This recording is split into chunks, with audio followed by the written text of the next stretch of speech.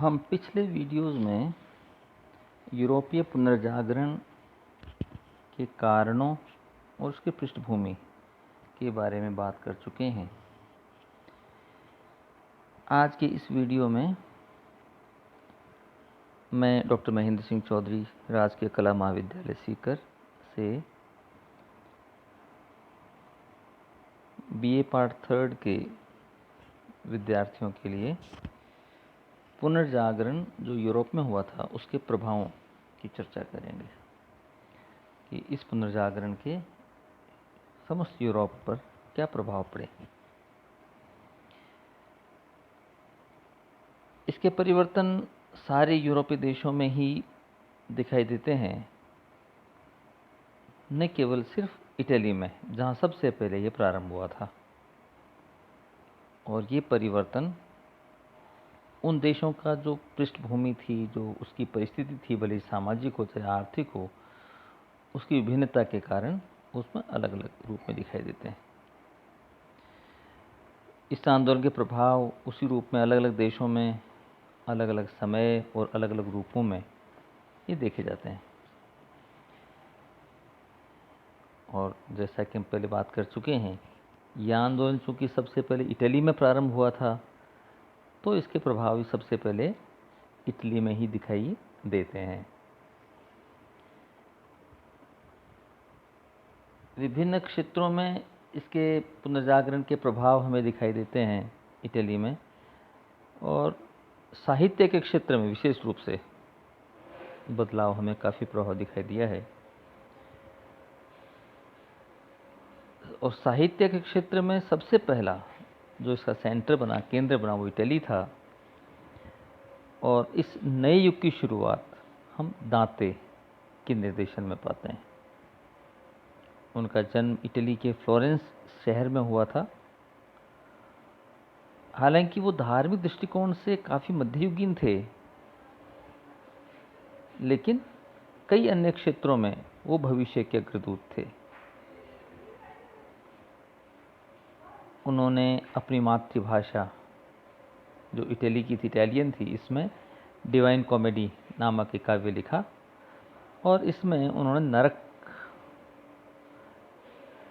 जो स्वर्ग और नरक की परिकल्पना है, उसमें नरक के बारे में काल्पनिक दृश्यों का वर्णन किया है। यूँ तो दांते स्वतंत्रता और व्यक्तिवादी भावनाओं पर बहुत बल देते थे। अरस्तु को सच्चे रूप में उन्होंने प्रतिष्ठा प्रतिष्ठित किया है। और दांते के बाद में पेट्रार्क ने साहित्य के पुनरुत्थान में योगदान दिया। उन्होंने मध्यकालीन शिक्षा का परित्याग किया और विद्वानों का ध्यान यूनान और रोम के जो प्राचीन साहित्य की जो अच्छा पक्ष था उसके ओर आकृष्ट किया। उन्होंने इन भाषाओं में लगभग 200 हस्तलिखित ग्रंथ संकलित किए हैं, यूनानी और लैटिन की भाषा में। मानववाद को प्रेरणा देने वाले भी यही कवि थे जिनका नाम पेट्रार्क की हम चर्चा कर रहे हैं।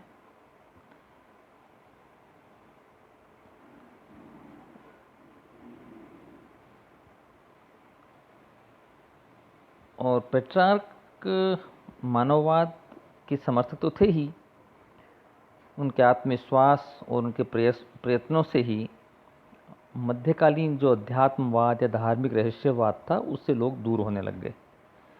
और अब आम व्यक्ति की रुचि मानव के सुख दुख, उसका सौंदर्य, उसका प्रेम, व्यवहारिक ज्ञान आदि अध्ययन की तरफ उन्मुख हुई।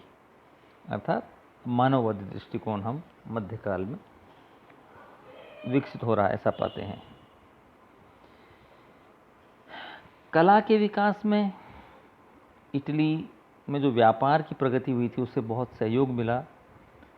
प्रत्येक नगर में बहुत अच्छे अच्छे कलाकार होते थे और नगर के जो धनी लोग थे उनके संरक्षक होते थे। एक नाम आता है इटली के पुनर्जागरण में जो उसमें सबसे जो भवन निर्माता थे वो हैं फिलिपो ब्रूनेसलेची। पुनर्जागरण के समय पूर्व से पहले इटली की जो स्थापत्य कला है वो धार्मिक विचारधाराओं से बंधी हुई थी और उस कला के दर्शन भी केवल चर्च वगैरह जो गिरजाघर थे उसमें ही होते थे, परंतु पुनर्जागरण काल में कलाकारों ने प्राचीन स्थापत्य कला के प्रति सम्मान उत्पन्न हुआ और उसमें यूनानी और अरबी कला का भी समन्वय कर दिया। तो इस प्रकार हम पाते हैं कि प्राचीन और अर्वाचीन यानी उस समय की जो मॉडर्न आर्ट है, तो प्राचीन और अर्वाचीन स्थापत्य कला को जोड़ करके नवीन प्रकार की कला को जन्म दिया। नवीन भवन निर्माण कला पर यूनानी प्रभाव बना रहा, उसमें श्रृंगार, सज्जा, डिजाइन वगैरह पर बहुत ध्यान दिया जाने लगा। गोल मेहराब को कला में स्थान दिया। इस शैली का बहुत ही सुंदर नमूना है सेंट पीटर्स चर्च। इसके निर्माता, जिनका नाम हम सब जानते हैं, माइकल एंजेलो थे। कहा जाता है कि वो बहुत लंबी उम्र तक जिए और लगभग उनकी मृत्यु 90 साल की उन्होंने आयु पाई है। उस दिन तक भी वो इस निर्माण में, चर्च के निर्माण में लगे रहे। इस शैली के अनुसार भवनों में अब गुंबद, मेहराब खूब बनने लगे। बुर्ज का भी इनमें समावेश होने लगा। खिड़कियां बहुत चौड़ी होने लगी। रंगीन सुंदर शीशे लगाए जाने लगे। तो इस तरह का बदलाव हम यहाँ की स्थापत्य कला में इस काल में पाते हैं। इटली की चित्रकला भी फ्लोरेंस नगर से ही विकसित हुई। फ्लोरेंस उसमें बहुत इंपॉर्टेंट केंद्र था हर दृष्टि से, क्योंकि व्यापारी यहाँ पर बहुत थे।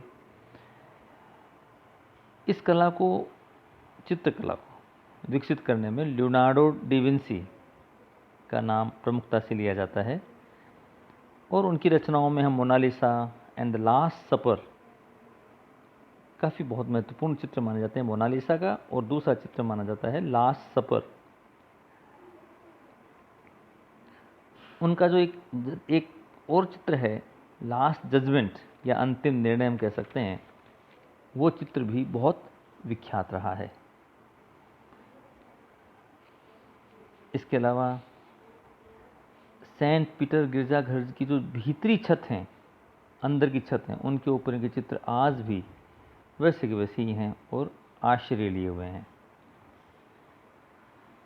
इटली की चित्रकला और मूर्तिकला का प्रभाव हम समस्त यूरोपीय देशों में देर सबेर पाते हैं। भले जर्मनी हो चाहे इंग्लैंड हो, सभी देशों में कुछ समय बाद में इनका प्रभाव दिखाई देता है। संगीत के क्षेत्र में भी काफ़ी कुछ बदलाव हम पाते हैं, क्योंकि मध्यकाल तक गिरजाघरों में संगीत परमिसिबल नहीं था। चर्चेज में संगीत नहीं बजता था। बाद में इसमें बदलाव आ गया और धीरे धीरे संगीत कला विकसित होने लगी। जो पूर्वी देशों के प्रभाव में आने से संगीत में नवीन राग रागनियों का विकास हुआ। इससे आधुनिक संगीत की नींव पड़ी। नवीन धुनों के साथ साथ नवीन वाद्य यंत्रों का आविष्कार हुआ। इसमें वायलिन और पियानो को प्रमुख मान सकते हैं, जिनका विकास इस समय होता है। विज्ञान के क्षेत्र में भी बदलाव काफ़ी इस युग में देखने को मिलता है, जिसने एक नवीन युग की निश्चित रूप से शुरुआत की है। क्योंकि विज्ञान का विकास मध्य युग के अंतिम सालों से ही प्रारंभ हो गया था। रॉजर बेकन का कहना था कि हमें बुद्धि से काम लेना चाहिए। पुरानी परंपराओं को लकीर के फकीर नहीं बनना चाहिए, उनको छोड़ना चाहिए। सत्य की खोज के लिए धर्म ग्रंथों द्वारा प्रतिपादित बातों के चिंतन में समय खर्च नहीं करना चाहिए, ये रॉजर बेकन का मानना था। उन्होंने आर्थिक बंधनों की चिंता न करके मानव समाज को मूर्खता व अज्ञानता के अंधकार से दूर करने का प्रयास किया कि हमें बाहर निकलना चाहिए, चिंतन मनन करना चाहिए, अज्ञानता में नहीं रहना चाहिए और तर्क के आधार पर हमें चीज़ों को स्वीकार करना चाहिए। 16वीं सदी कि वैज्ञानिकों ने हर तथ्य को स्वीकार करने से पहले उसे तर्क की कसौटी पर कसना शुरू कर दिया। लेकिन आश्चर्य की बात है कि उस काल में वैज्ञानिक तथ्यों को जो बताते थे, उन वैज्ञानिकों को जेल में बंद कर दिया जाता था, उन्हें मार दिया जाता था, उन्हें बहुत सारी कठिनाइयों का सामना करना पड़ता था। 16वीं सदी में विद्वान कोपरनिकस का नाम हमने सबने सुना है।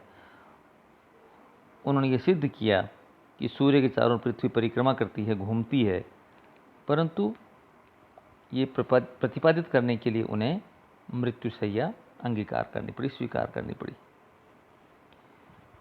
जर्मन वैज्ञानिक केपलर ने अपने गणितीय नियमों के आधार पर कोपरनिकस सिद्धांत की पुष्टि की कि कोपरनिकस का कहना ठीक है। इटली के ही ब्रूनो ने भी कोपरनिकस के सिद्धांत को सही कहा।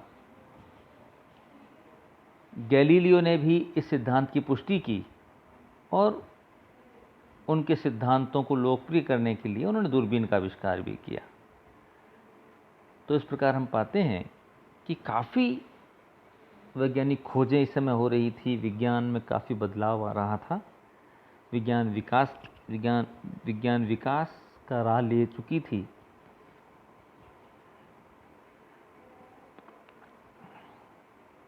हार्वे एक वैज्ञानिक रहे हैं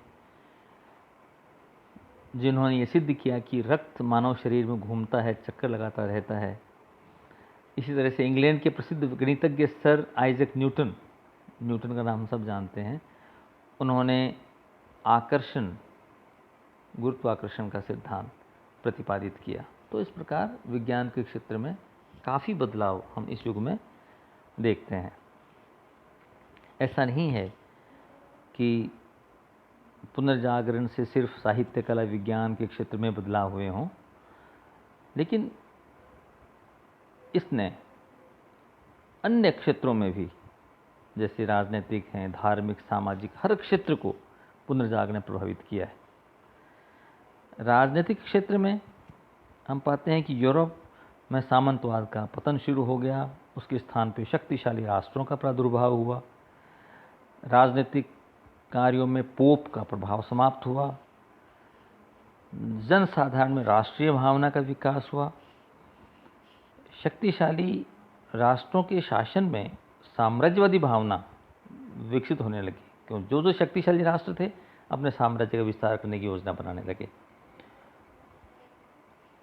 अब जनता राज्य को ईश्वरकृत नहीं मानती थी, बल्कि मानवकृत मानती थी। It's not a divine identity, ये मैन मेड हैं, आदमी के द्वारा बनाए गए हैं। इस प्रकार हम पाते हैं कि राष्ट्रीय जो राज्यों का उद्भव हो रहा था,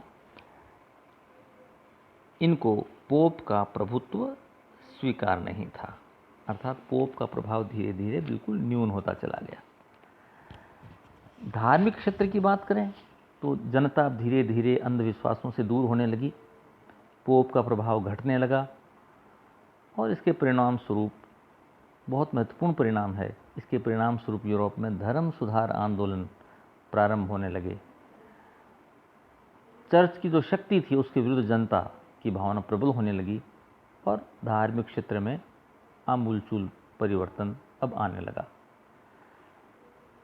सामाजिक क्षेत्र में हम पाते हैं कि मानववाद एक नवीन चिंतन का प्रादुर्भाव हुआ, जिसमें इहलोक और परलोक में से इहलोक की सुख सुविधाएं, सुख शांति, विकास, समृद्धि पर ज़्यादा जोर दिया जाने लगा। व्यापारिक वर्ग की समाज में शक्ति बढ़ी, मध्यम वर्ग का उद्भव हुआ, जनता शिक्षित होने लगी, किसान दासता से मुक्त होने लगे, अर्थात समाज में भी हर तरफ हम उन्नति पाते हैं कि विकास होने लग गया था। आर्थिक क्षेत्र में व्यापार काफ़ी बढ़ चुका था। पहले सारे आर्थिक संगठन जो मध्यकाल का यूरोप था, मध्यकाल में यूरोप का जो आर्थिक संगठन थे उन्हें गिल्ड्स कहते थे। इनके द्वारा व्यापारिक संस्थाओं चलती थीं, इन पर ही व्यापारिक संस्थाएं आधारित थीं। लेकिन अब धीरे धीरे ये व्यवस्था समाप्त हुई और उसके स्थान पर बैंकिंग व्यवस्था आ गई। व्यापारिक वर्ग बहुत धनी बन गया था, पूंजीवाद का उदय होने लग गया। ये कुछ इस तरह के बदलाव हैं जो इसके बाद में शनय शनय स्थान लेने लगते हैं। कैपिटलिज्म का उद्भव हुआ, पूंजीवाद का, किसानों की आर्थिक स्थिति सुधरने लगी। लेकिन इस होड़ में अब व्यापार बढ़ाने के लिए, लाभ कमाने के लिए, बाजार प्राप्ति के लिए यूरोप के देशों में आपस में झगड़े होने लगे। अर्थात बाद में साम्राज्यवाद और उपनिवेशवाद की शुरुआत हम इसकी वजह से पाते हैं। इसी तरह से हम बात कर सकते हैं अन्य पक्षों की भी, कि मध्यकाल में यूरोप के विद्वान लैटिन और ग्रीक भाषाओं के अध्ययन को काफ़ी महत्व देते थे। फ्रेंच, आंग्ल भाषा, जर्मन भाषाओं का न कोई साहित्य था, न कोई उनका विद्वान था, अर्थात इनको हेय दृष्टि से देखा जाता था। पुनर्जागरण आंदोलन ने मानव के इस दृष्टिकोण को बदल दिया।